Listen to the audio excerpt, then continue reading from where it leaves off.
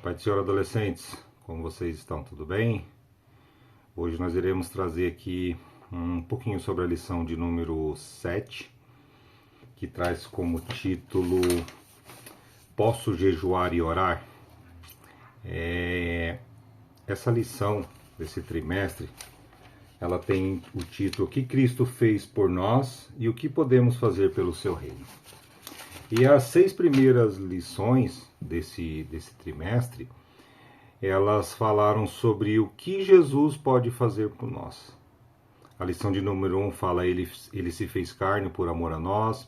A de 2 fala que ele foi sacrificado por amor a nós. 3, ele venceu a morte. 4, ele pode nos transformar. 5, ele tem poder sobre os demônios. E 6, ele tem poder sobre as doenças, que foi uma lição bem interessante. Agora, a partir da de número 7, nós vamos estar vendo aqui o que nós podemos fazer por Jesus. E a lição de número 7 fala assim: posso jejuar e orar. E aqui fica a pergunta para vocês: vocês têm feito isso? Vocês têm orado? Vocês têm jejuado? Como que está a vida de vocês? E a lição de número 7, a nossa leitura oficial está em Mateus 6, do 5 ao 8 e do 16 ao 18. Então, quando se fala em oração, o que vocês entendem por oração? Oração é uma maneira que nós nos comunicamos com Deus, correto? E mais uma pergunta para vocês: tem como eu ter intimidade com alguém? Tem como eu ter um relacionamento com alguém se eu não conversar com ele? E a oração é simplesmente isso. A oração é você chegar diante do Pai para falar para Ele o amor que você sente por Ele, para falar para Ele como foi o seu dia, para falar para Ele as suas necessidades, para falar para Ele as suas aflições, as suas angústias. Isso é oração. E essa oração, ela nos leva a essa intimidade que eu estou falando. Então, quem sabe você às vezes está se perguntando: poxa, mas eu acho que eu não estou com essa intimidade toda. Se você acha que você não está com essa intimidade toda, é porque, quem sabe, você não está orando suficiente. E a oração, ela tem que fazer parte da vida do cristão. A oração é o nosso alimento diário, é o nosso combustível. Então, quando nós oramos, nós nos achegamos mais perto de Deus. E quanto mais nós oramos, mais comunhão nós vamos ter com Deus. E nós que somos cristãos, uma vez salvos, isso tem que fazer parte do nosso cotidiano. Então, eu vou ler aqui, por exemplo, para vocês alguns benefícios sobre a oração. Um deles fala assim: a oração ajuda a desenvolver um relacionamento com Deus, que é o que eu estava falando agora. Eu não sei se todos nasceram num lar cristão, mas não foi o meu caso. Por exemplo, quando eu nasci num lar católico, a minha mãe era muito católica, meu pai era desviado, mas ele deixou que o catolicismo entrasse dentro da nossa casa, entendeu? E o que aconteceu, pessoal? Eu participava dos trabalhos da Igreja Católica, eu fiz primeira comunhão, e aos 22 anos eu conhecia Jesus. E foi algo assim tremendo, porque um amigo meu, ele sempre falava de Jesus para mim. E eu tinha esse interesse, só que até então eu não sabia como que era ter um relacionamento com Deus. E quando eu me converti, foi algo assim tremendo, porque quando fizeram o apelo, nossa, eu já levantei a mão, falei: eu quero. E aí sim, aí começou um processo. Que processo é esse? É um processo de desenvolver um relacionamento. E eu confesso para vocês que para mim não foi algo difícil. Por quê? Porque quando as pessoas chegavam para mim para falar assim: olha, você tem que aceitar Jesus, você tem que ir para a igreja, eu falava assim: olha, eu respeito a sua religião, mas eu também quero que você me respeite.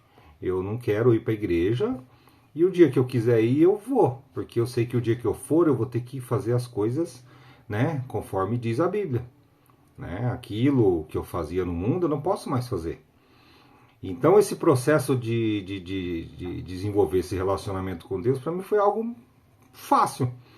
E eu confesso para vocês que eu tinha alguns costumes do mundo e, assim, de repente eu larguei mão de tudo. Eu lembro que eu tinha uma coleção de CDs, que na época CD era famoso, né? Hoje nem tem gente que nem sabe mais, né? Até brinco que CD é pecado, né? E eu tinha um monte de CD, de músicas que eu gostava de ouvir.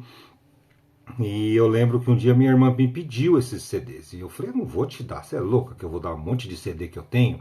E lá tinha todo tipo de música, desde rock nacional, tudo que vocês imaginarem, sertanejo. E, e eu lembro que eu deixei esses CDs na casa dela e eu fui para os Estados Unidos. E quando eu aceitei Jesus, que foi lá na verdade, o que aconteceu? Um dia eu liguei para ela e falei assim, olha Flávia, você quer ficar com aqueles CDs? Ela falou, o quê? Você vai me dar aquele monte de CD que você tinha o maior ciúme deles? Eu falei, então, mas só que hoje eu não preciso mais deles. Porque hoje o estilo de música que eu irei ouvir, assim, é totalmente diferente daquilo que eu escutava. E ela, assim, ficou super feliz, né? Porque ela queria muito aqueles CDs. E aí sim eu comecei esse processo, eu comecei deixando as coisas do mundo. Só que não bastava só deixar as coisas do mundo, eu tinha que desenvolver isso. E aí foi onde eu comecei a frequentar os cultos e comecei a orar. E eu confesso para vocês que orar, para mim no início era muito difícil. Porque às vezes a gente, quando começa a orar, a gente ora tipo assim, 2, 3 minutos e fala: Meu Deus, acabou o assunto. O que eu vou falar? Mas aí é que está o X da questão. Quando você vai para algum lugar, tipo assim, eu falo muito, né? Então eu não sirvo muito de base, né? Mas tem pessoas que são mais tímidas. Quando ele chega num local que ele não conhece as pessoas, qual é a reação? Aí ele fica calado. Então, se você não tem intimidade com aquela pessoa, como é que você vai ficar conversando com a pessoa que você não tem intimidade, correto? Então, o que acontece? É a mesma coisa a vida do cristão. Quando você começa a orar, é a mesma coisa que se você estivesse falando com uma pessoa estranha. Tipo assim, você conhece, já ouviu falar daquela pessoa, mas você fala, poxa, eu não sei. Eu não sei o que está acontecendo, mas eu não consigo. E aí você fala 2 minutos, 3 minutos e fala, meu Deus, e agora? Só que na medida que você vai orando, que você vai se aprofundando na oração, você vai adquirindo o quê? Intimidade. É a mesma coisa com as pessoas. Então, se você chega hoje na igreja, conhece alguma pessoa, aí você olha e fala, nossa, será que um dia eu vou conversar com aquela pessoa? E aí, quando você menos espera, você já está conversando. Aí daqui a pouco você já tem assunto para falar 5 minutos, daqui a pouco você tem assunto para falar 10 minutos, e quando você vê, você fica horas falando com aquela pessoa, se deixar. Entendeu? Então, esse é o processo da oração. Não é fácil, mas nós temos que começar. E a Bíblia dá vários exemplos, né? E aí você pergunta para mim, Gia, mas tem uma maneira certa de orar? Não, não tem uma maneira certa. A Bíblia fala, né, que para você entrar no seu quarto, você fechar a sua porta e orar em secreto com o Pai.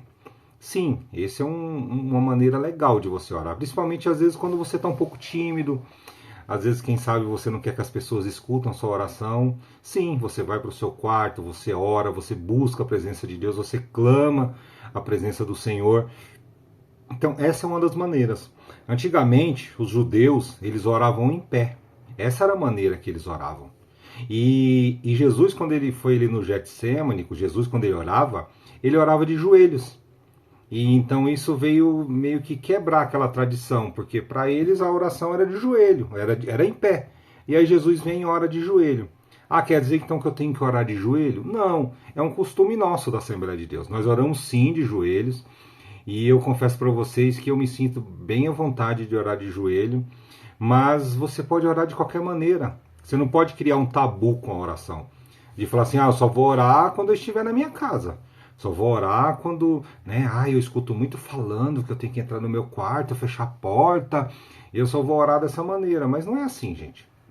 A oração você pode orar em todo lugar, em todos os momentos, independente da situação. Ah, Jean, mas como é que eu vou orar no trabalho? Eu trabalho o dia inteiro, como que eu vou orar? Gente, você pode orar em pensamento. No caso, a lição é para vocês adolescentes, então poucos trabalham, né? Mas assim, eu tô na escola, Jean, eu tô na escola, mas aquele dia eu tô tão angustiado e eu queria tanto orar, mas está na hora da aula, como é que eu vou fazer? Gente, Feche os seus olhos. Ah, mas não dá para fechar os olhos. Então olhe com os olhos abertos. Não, também não é uma regra estar de olhos fechados. Inclusive tem tipo de oração que você nem pode fazer de olho fechado. Como é que você vai orar para expulsar um demônio de olho fechado? Aí não tem como, entendeu? Então não existe um protocolo, não existe uma regra. A única coisa que nós temos que fazer é nos chegarmos diante do Pai. É isso que Ele quer. Um exemplo fácil para vocês, bem fácil mesmo. Não vou nem se falar pai e mãe, mas aqueles que têm bastante intimidade com o pai e a mãe de falar. Você não fala tudo, o que aconteceu na escola, né, tá, quem sabe gostando de uma menina, de um menino, aí você chega no pai e na mãe e fala. Com Deus é a mesma coisa, é você chegar diante de Deus e orar.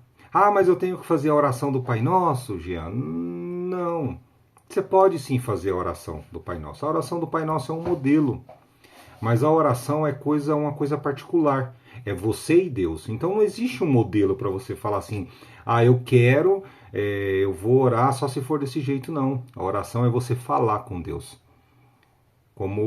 Vocês falam comigo lá na igreja, como eu falo com vocês, essa é a maneira que nós temos que chegar diante de Deus.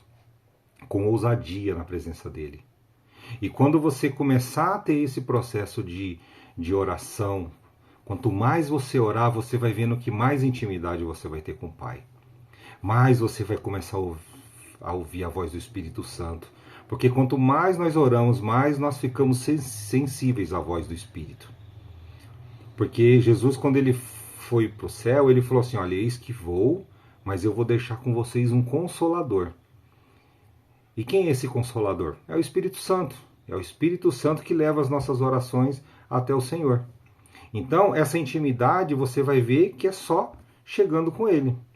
Outro benefício da oração. A oração ajuda você a entender a natureza amorosa de Deus. Em 1 João 4,8 fala que Deus é amor. E o que acontece? Quando, vou citar o meu caso, eu vim do mundo, então eu tinha uma natureza, né? Eu vivia no mundo, com as coisas do mundo. Então quando você vai para a igreja, o que acontece? Às vezes você fazia algo que vem na contramão daquilo que a Bíblia fala, que Deus é amor. Porque às vezes você não prega o amor, às vezes você não é amoroso com as pessoas, entendeu? Mas quando você vai conhecendo as Escrituras, você vai orando, o que vai acontecendo? Esse amor do Senhor, ele passa a ser notório nas nossas vidas. Porque aquele que está em Cristo, nova criatura é. Então, a Bíblia diz que nós somos a imagem e semelhança do Senhor. Então, quando nós começamos a orar, essa natureza amorosa do Senhor, ela passa a fazer parte da nossa vida. Ah, mas o que é essa natureza amorosa? Eu saindo, né? Eu tenho que sair dando todas as minhas coisas para as pessoas? Não, não é isso. Esse amor é um amor do Senhor. É um amor, aquele amor que está dentro do nosso coração.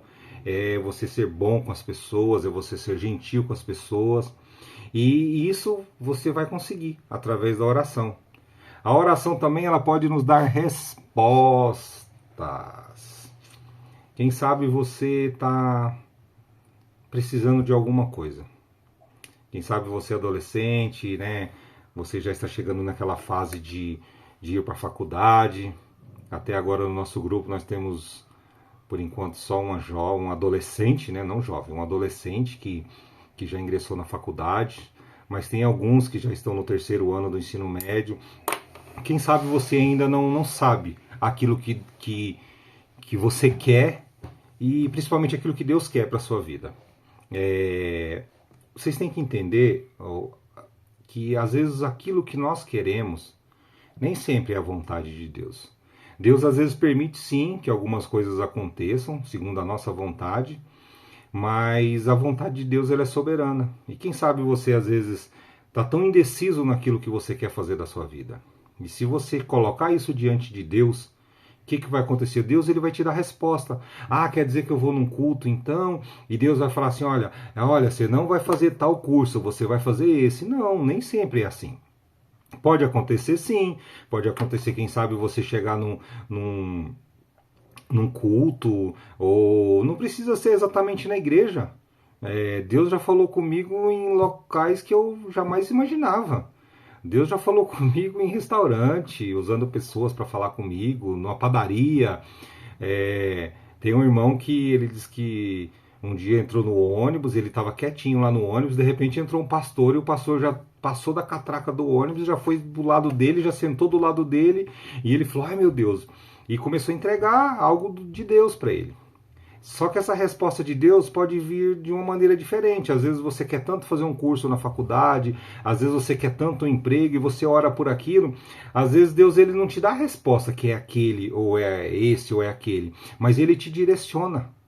E ele vai abrindo as portas e ele vai te conduzindo de uma maneira que você vai falando: nossa, Deus realmente está respondendo a minha oração. Deus ele está me conduzindo para aquilo que ele quer para a minha vida. Porque nem sempre é a nossa vontade é a vontade do Senhor. Entendeu? E saiba que viver a vontade do Senhor é o melhor para as nossas vidas. Amém?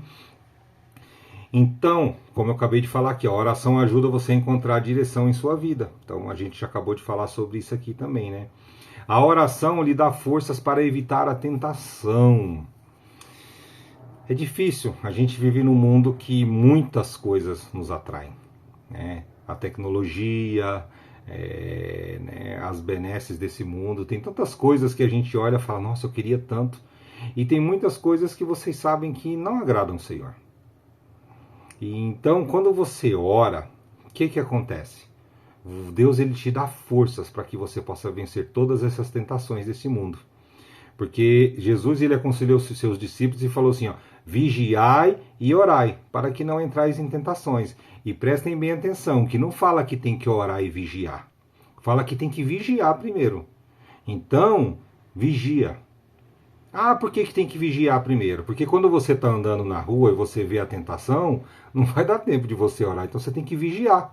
Então você tem que prestar bem atenção no que você olha, naquilo que você faz, naquilo que você está pensando. Ah, mas eu estou só pensando, ninguém está sabendo de nada. Deus sabe. Deus sabe daquilo que você está pensando.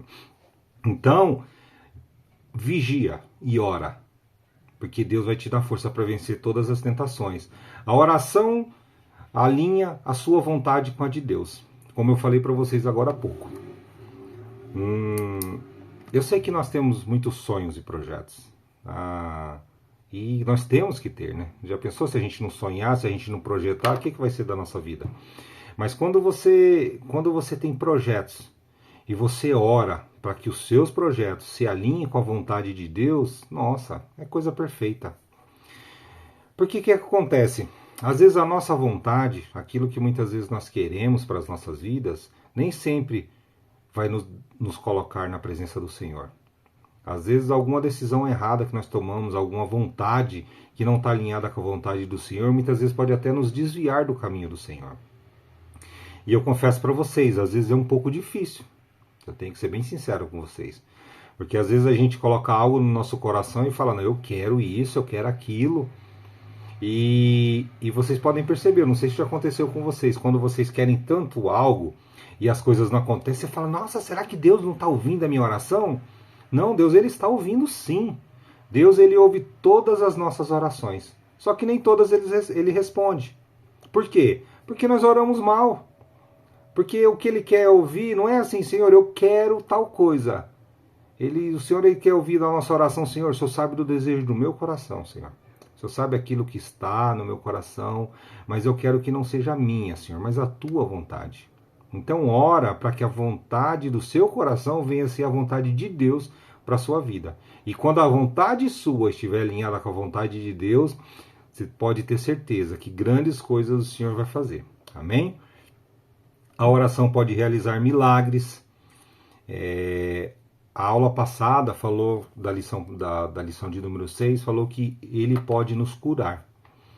E até o Eliseu trouxe uma introdução muito boa, falando sobre milagres, falando sobre aquilo que Deus pode fazer, né? Então ele cura. E através da sua oração, Deus ele pode curar você, Deus ele pode curar um ente querido, um familiar. Eu confesso para vocês que eu fui diagnosticado com hipotiroidismo. hipotiroidismo, tipo assim, a sua produção de hormônio ela acelera e automaticamente você fica acelerado. Você acelera, você começa a emagrecer muito rápido. E quando eu fui ao médico, ele falou assim: olha, você vai ter que operar, você vai ter que tirar essa glândula e você vai ter que tomar remédio a vida inteira. E eu falei assim: meu Deus, e eu fiquei muito triste, confesso para vocês. E assim, eu tomo remédio, mas eu gosto de tomar remédio assim, por uma dor de cabeça. Eu não gosto de tomar remédio contínuo. E eu cheguei em casa e fiz uma oração. E eu confesso para vocês, acho que eu já contei isso para vocês, essa oração ela não durou acho que 2 minutos. Eu me derramei na presença do Senhor e falei assim: Senhor, eu sei que o Senhor pode me curar. Eu sei que para o Senhor nada é impossível. Eu falei: Senhor, eu não quero tomar remédio a vida inteira. E eu sei que o Senhor pode fazer essa obra na minha vida. E eu confesso para vocês que eu levantei da oração, eu tive que refazer todos os exames, porque o médico falou que eu ia ter que refazer. E eu confesso para vocês que quando eu fiz o exame, que eu cheguei lá na sala do médico, ele não sabia o que ele fazia. Ele olhava, virava o papel de cabeça para baixo, do avesso, e ele falava: Jean, você não tem nada. Ele falou: não sei o que aconteceu, mas você pode ir para casa, você não precisa tomar remédio, você não precisa operar. E para honra e glória do Senhor, eu nunca tomei remédio, entendeu? Então assim, é Deus que faz, mas é através da sua e da minha oração. Amém? E a oração convida o Espírito Santo a estar presente em nossa vida. Isso é uma coisa mais linda que tem. É aquilo que eu falei desde o início. Quando você ora, você começa a ter a intimidade. E essa intimidade é com o Espírito Santo. E quando você ora, ele começa a fazer parte da sua vida, constante, diariamente. Porque o Espírito Santo, ele é gentil. Ele não arromba a porta, ele não entra sem a permissão. O Espírito Santo ele só vai estar presente na sua vida se você der lugar para ele. E como que eu dou lugar para o Espírito Santo, Jean? Através da oração, através da comunhão, através da busca ao Senhor. Então, quando você ora, a presença do Espírito Santo vai se fazer presente em todos os momentos na sua vida. E a oração nos ajuda a nos tornar mais semelhantes a Jesus. No final eu vou contar, não é história, é uma história na verdade, mas de um homem que ele ficou conhecido como o apóstolo dos pés sangrentos. Mas no final eu vou contar para vocês. E também a nossa lição, estou olhando para o lado aqui para olhar para a lição, tá pessoal? E a lição aqui, ela também fala sobre o jejum. Jejum, vamos lá. O que vocês entendem por jejum? Fala para mim aí. Bom, não tem como vocês falarem, né, gente? Olha eu viajando na maionese. Esse negócio de videoaula é muito engraçado, porque a gente pensa que tá na sala, né? Bom, o propósito do jejum. O jejum, o que acontece? Quando nós jejuamos, é como se nós estivéssemos matando a nossa carne. Esse é o propósito do jejum. Quando você jejua, o que acontece? Nós mortificamos a nossa carne. E o que acontece? Ele nos fará mais suscetíveis ao Espírito Santo. Há outros benefícios que decorrem disto. Mas esta é a essência do jejum. Que é o quê? É nos achegarmos na presença do Espírito Santo. Por isso que nós temos que ter uma vida de jejum e oração. Então, quando se fala em jejum, o jejum, o que acontece? O jejum ele está ligado à oração. Não tem como eu jejuar se eu não orar. Às vezes você fala assim: mas eu vou jejuar. Tá bom. Você fala assim: eu vou mortificar minha carne porque eu quero ser mais sensível ao Espírito Santo. Mas você só jejuar e não tiver um propósito de oração naquele período que você estiver jejuando, você simplesmente vai ficar sem comer. Tipo assim, eu só tirei o dia para ficar sem comer. Não é válido? Olha, depende do propósito. Mas geralmente o jejum ele tem que estar ligado à oração. Mas você não está entendendo, eu não posso orar. Mas é aquilo que eu falei para vocês. Você não precisa orar em voz alta. Ah, eu estou no trabalho, eu tirei um momento para jejuar. Você pode estar orando no seu pensamento. Fala, Senhor, olha, o Senhor sabe, eu fiz esse propósito de jejum. O jejum também você pode fazer com um propósito. Ele é sim para nos deixar mais perto do Espírito Santo, mas você pode também você pegar o jejum e ter um propósito. Ah, eu vou jejuar e orar por uma causa específica. Ah, eu tô com um problema no trabalho. Ah, eu tô com um problema na faculdade. Eu tô com um problema na escola. Quem sabe, né, falar alguma coisa de mim que não é verdade. Quem aqui, quem sabe, já foi caluniado, né? Quem sabe na escola falaram alguma coisa de vocês que não era verdade. Então você pode fazer sim um jejum. Falar assim, não, eu vou fazer um jejum e vou orar. E naquele momento que você está jejuando, você vai estar com seu pensamento em oração, falando com o Senhor. Falando, Senhor, olha, eu estou aqui nesse propósito, Senhor, o Senhor sabe que eu não posso tirar um tempo para ir ali no banheiro para orar, eu também não posso sair aqui da sala de aula, Senhor, mas o Senhor conhece, o Senhor pode ouvir os meus pensamentos. Então, o que acontece? Esse momento nós temos que ter com Deus. Então, toda vez que você for jejuar, automaticamente o jejum tem que estar ligado com a oração. Entendeu? E aqui, ó, o que acontece? No Antigo Testamento, quando alguém era consagrado ao Senhor, no caso do Nazireu, que vocês conhecem, Sansão, era um Nazireu de Deus, o que ele fazia? Ele tinha um jejum, mas era um jejum de determinados alimentos. Então ele não podia comer carne de alguns animais, ele não podia nem mesmo tocar em defunto. Olha para você ver o tanto que era a questão do nazireado, né? E aqui também, ó, fala que Samuel ele jejuou. Aqui, ó, Samuel e o povo jejuando em Mispa, como um sinal de arrependimento de seus pecados. Então, também o jejum pode ser, ah, nossa, eu fiz alguma coisa, né? Poxa, eu pisei na bola, né, meu?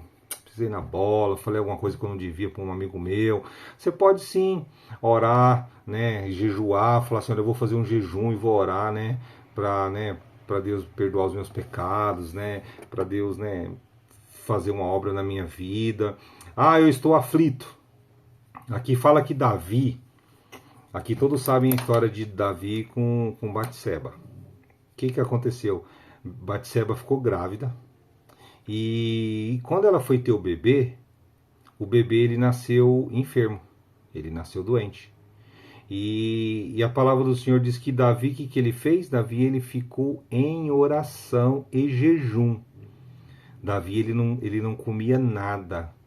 Ele mandou que parassem as músicas do palácio, ele mandou que parasse tudo, e ele ficou trancado sem comer, só orando ao Senhor para que o Senhor ele pudesse curar aquela criança, né?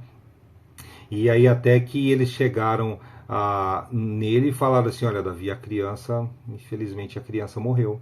E aí o que aconteceu com Davi? Davi, naquele mesmo momento, ele encerrou aquele jejum. Por quê? Porque aquele jejum tinha um propósito. Qual era o propósito daquele jejum? Era para que o Senhor curasse aquela criança. Mas o Senhor não quis. Aprove o Senhor levar aquele menino, aquela criança, né? E ele pegou e foi lá, ele tomou um banho, ele comeu e ele voltou, né? Mandou que voltassem as músicas do palácio e eles ainda como foram questionar Davi, né? Falou assim, mas Davi, como assim? Só a criança agora, né, morreu, agora você vai fazer festa? Ele falou assim, mas o propósito do meu jejum é para que a criança ficasse viva, já que ela morreu, a vida que segue. Então você pode fazer um jejum sim, para um momento, para uma determinada situação, né? Pela enfermidade, como eu já falei, intercessão, preparação para uma batalha espiritual. O que é uma batalha espiritual, gente? Quando se fala em batalha espiritual, a gente sabe que as trevas não se misturam com a luz. E o que acontece? Existem determinadas situações na nossa vida que essa batalha é notória. Quando Deus tem algo muito grande para realizar na sua vida, aqui para que vocês entendam mais, que fique mais claro para vocês, por exemplo, Deus tem um propósito na sua vida. Deus tem algo para fazer na sua vida, quem sabe um chamado, um ministério, quem sabe Deus, né, te chamou para ser um profeta, para ser um missionário, uma missionária, um ministro da palavra do Senhor. E o que acontece? Quando você começa a viver aquilo que Deus tem para sua vida, as batalhas elas vão vir. Por quê? Porque o inimigo ele não fica feliz quando alguém entrega a vida ao Senhor e fala assim, olha, Senhor, eu entrego a minha vida nas tuas mãos, o Senhor me usa como o Senhor quiser. E quando você faz isso, você se entrega ao Senhor, o mundo das trevas ele fica furioso. Por quê? Porque ele fala, poxa, eu perdi. Então, vai haver sim batalhas espirituais. E para que vocês vençam essas batalhas espirituais, é só com jejum e oração. Não tem como você falar assim, mas eu sou forte, eu faço academia. Não, irmãos, o mundo espiritual não é igual o mundo aqui a terra, algo que você vê, que é palpável, não. Entendeu? Então essas batalhas espirituais elas acontecem sim, e são batalhas que são travadas assim de uma maneira tremenda. E não sei se alguém já teve experiência de ter uma batalha assim espiritual, que tem pessoas que quando elas passam por essas batalhas assim, as pessoas terminam, né, quando passa aquele processo, as pessoas estão cansadas, estão até mole assim, que é como se tivesse lutado de verdade mesmo, tivesse ido para uma batalha. Então, para que você vença isso somente com jejum e oração. Então, o foco da nossa lição basicamente era esse. E então nós temos sim que ter essa vida de jejum e oração. Nós temos que estar sempre buscando a presença do Senhor, sempre atento à palavra do Senhor. E quando nós oramos e jejuamos, os nossos ouvidos eles ficam mais sensíveis à voz do Senhor. Porque às vezes a gente quer ouvir Deus falando só através de profecia. Eu só vou acreditar que foi Deus que falou comigo se vier alguém marchando na minha direção. Não, irmãos, Deus fala na palavra. Nem sempre Deus vai mandar um profeta para falar com você, nem sempre Deus vai preparar alguém no ônibus para falar com você, mas Deus fala através da palavra. Só que para isso, para que a gente esteja com os nossos ouvidos atentos, aquilo que Deus quer falar, a gente tem que estar, sim, preparado, jejuando, orando. Façam isso que vocês veem, que quando vocês estiverem no culto, quando vocês começarem a adquirir essa intimidade com o Senhor, vocês vão estar no culto e às vezes você vai falar assim, Senhor, eu queria tanto ouvir tua voz hoje, Senhor. Eu queria tanto que o Senhor falasse comigo naquela situação. E às vezes a palavra, às vezes não. Deus vai sim mandar. Às vezes um culto, uma pregação de 35 minutos, Deus fala com você. Deus pode falar com você através de um louvor, através da leitura da palavra oficial, do louvor das crianças, mas tem que estar atento. E para estar atento tem que estar com a vida de oração. E só para finalizar aqui para vocês, lembra que eu falei do apóstolo dos pés sangrentos? Deixa eu só procurar aqui, que eu acho que eu acabei fechando. Não fechei não. Esse apóstolo dos pés sangrentos, ele é conhecido como Sadhu Sundar Singh. Ele se converteu ao cristianismo e ele saiu pregando. E ele saía nas aldeias do Tibete, e ele pregou no Nepal, ele pregou na China, na Índia. E o que aconteceu? Ele orava tanto, e ele buscava tanto a presença do Senhor, que algumas pessoas olhavam para ele e falavam, nossa, mas esse parece que é o próprio Jesus caminhando aqui na Terra. E ele era uma pessoa muito simples, e durante um tempo ele começou até a andar assim, sem sapatos. Entendeu? E uma vez, ele já depois que ele se tornou bem famoso, as pessoas conheciam ele, uma vez convidaram ele para ir na casa de uma pessoa nobre na Inglaterra, né? E quando ele chegou na casa dessa pessoa, o que aconteceu? Ele bateu na porta e aí a pessoa, né, a empregada que atendeu a porta, Falou assim, pois não, quando viu ele sujo daquele jeito, né? Quem sabe assim, né? Com as vestes bem simples, né?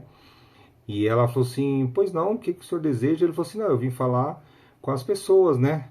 Eu vim visitar a senhora, a esposa do senhor ilustre que me convidou. E aí o que, que aconteceu? E ele foi, e ela perguntou o nome dele, né? Qual o seu nome? Ele falou Sadhu Sudar Singh. E, e quando chegou lá, ela não ia lembrar o nome dele, né? E ela pegou e falou assim, olha, eu vou avisar a patroa então. E aí ela falou assim, olha, lá fora tem um homem que ele está procurando a senhora. Olha, o nome dele é bem complicado e eu não entendi o nome dele. Ela falou assim, mas o jeito dele faz pensar que pode ser o próprio Jesus. Olha para você ver. Quando você tem uma vida de oração, quando você tem uma vida na presença do Senhor, você passa a ser a imagem e semelhança do Senhor. As pessoas olham para você e conseguem enxergar Cristo na sua vida. Mas para isso você tem que ter sim essa vida de oração. Amém? Deus abençoe. E eu vou passar rapidamente aqui também um pouco para vocês da lição dos nossos pré-adolescentes, que fala assim: a igreja é o templo. Quando fala templo, quando Deus tirou o povo do deserto, do Egito, Deus levou o povo para o deserto. E quando eles chegaram lá no deserto, Deus deu ordem para que eles construíssem um tabernáculo, que era a casa do Senhor, a habitação do Senhor. Deus habitava ali naquele lugar. E naquele tempo, somente o sumo sacerdote ele poderia chegar até os santos dos santos, que é onde ficava a arca da aliança, é onde ficava ali a presença do Senhor. Então Deus mandou construir esse tabernáculo. Só que esse tabernáculo era como se fosse uma tenda. E quando a nuvem do Senhor, né, a coluna de fogo, ela se movia, a coluna de fumaça, o que, que acontecia? Eles tinham que desmontar esse tabernáculo e levar até para o local que Deus enviava eles. E eles montavam novamente esse tabernáculo. Até que Salomão foi e construiu realmente um tabernáculo. E o que, que acontece? Quando Jesus ele morreu na cruz do Calvário, a palavra do Senhor diz que o véu do templo se rasgou de cima a baixo. E hoje nós temos acesso direto ao Santo dos Santos, que é o quê? Que é a presença do Senhor. Então, quando nós vamos na igreja, quando nós vamos no templo, nós estamos na presença do Senhor. Aquilo não vai deixar de ser quatro paredes. Quem sabe um dia aquele ponto da igreja, eles podem vender aquele ponto e pode virar um supermercado, um shopping, entendeu? Mas quando fala de templo, quando naquela situação ali, que hoje nós temos ali uma igreja, ali é o templo do Senhor, sim, ali onde o Senhor habita, onde o Senhor ele fala conosco, onde a presença dele se faz presente no nosso meio. Então, quando nós estamos na igreja ali, ó, o que que acontece? Fala que o templo é um lugar de serviço. Então, quando nós vamos ali para adorar a Deus, nós estamos ali para servir ao Senhor, para apresentar a Ele nosso culto, para dar para Ele o nosso melhor. Então, adolescentes, vai aqui quando às vezes eu puxo a orelha de vocês, que vocês ficam ali conversando no culto, brincando com um copo descartável. Ali é a presença do Senhor. Ali nós vamos ali para entregar o nosso culto ao Senhor. Vamos para Ele prestar um serviço, um culto. Então, quando você estiver ali, aquele momento tão curtinho que você fica ali na presença do Senhor, se entrega na presença do Senhor. Entregue um culto racional para Ele. Então, ali não é um lugar para você ficar ali brincando, conversando. Ah, quer dizer que eu não posso conversar com meu amigo? Não, tudo bem, às vezes eu também converso, né? Eu viro, falo alguma coisa para alguém, mas é algo sutil, algo rápido. Não é um lugar para você ficar ali falando sobre futebol, para você ficar falando de quem é melhor, se é o Messi, ou se é o Neymar, ou se é o Cristiano Ronaldo. Ali é um local que a gente vai ali realmente para adorar ao Senhor.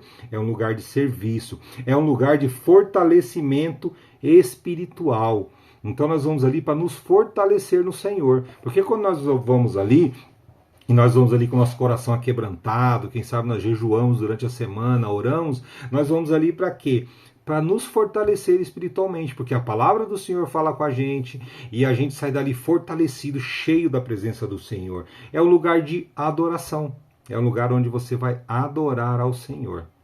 Então, quando você estiver ali, tenha consciência disso, que você vai ali para adorar ao Senhor. Quando termina, poxa, legal, a gente vai se confraternizar, a gente vai falar com os nossos amigos, a gente, né, vai perguntar como foi a semana, mas quando nós estivermos ali, realmente, tenha isso em mente, nós estamos ali para entregar o nosso culto ao Senhor. Você vai na escola 5 dias na semana, 5 dias na semana, fica ali 5 horas no mínimo, são 25 horas na semana, fora o que você estuda em casa. E você, quando está ali na sala de aula, você não pode ficar conversando, correto? Porque se você ficar lá conversando, falando, nossa, e aí, como é que foi o jogo? A professora vai virar para você e falar assim, ô abençoado, é o seguinte, vai lá na diretoria e lá vocês vão falar de futebol. Então, tenham isso em mente, se lá na escola você não pode conversar, então, quando você estiver na casa do Senhor, tenha isso em mente. Nós vamos na casa do Senhor, alguns de vocês, eu sei que devido às atividades dos pais, não podem ir todos os cultos. Talvez, quem sabe, você vai só no domingo à noite, alguns vão na escola dominical. A escola dominical ainda dá pra gente conversar um pouco, né? Porque a gente tá se relacionando, a gente tá ali conversando um com o outro, a gente brinca, dá risada, mas no culto não, o culto é algo diferente, o culto é entrega. Quando você vai ali, você está se entregando ao Senhor. Então você tem que estar atento, você está entregando o seu culto e está ali para entregar a sua adoração, mas também ouvir a voz do Senhor. E como você vai ouvir a voz do Senhor sendo que você está distraído? E aí? Deus está ali para receber louvor, adoração. Então tenham isso em mente. Então adore ao Senhor, busquem a presença do Senhor quando vocês estiverem ali no templo. O templo é um lugar de comunhão, mas essa comunhão tem que ser igual eu falei para vocês. A comunhão com os nossos amigos, de estar conversando um com o outro, tem que ser depois do culto. Amém?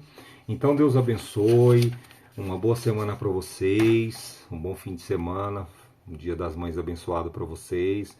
Estamos gravando essa videoaula justamente porque domingo não terá a nossa escola dominical devido ao Dia das Mães. Mas se você puder, né, medite nessa palavra, adolescentes, os juvenis, né, que são peraí, agora fugiu a faixa etária, dos 15 em diante, que estão nessa lição aqui, que vocês possam, né, meditar na palavra do Senhor, meditar, ore, jejuem, e pré-adolescentes, compromisso com o Senhor, compromisso na casa do Senhor, reverência na casa do Senhor. Então, quando nós estivermos ali no templo, estaremos ali para adorar ao Senhor e glorificar o nome dele. Amém? Deus abençoe, me perdoe qualquer coisa.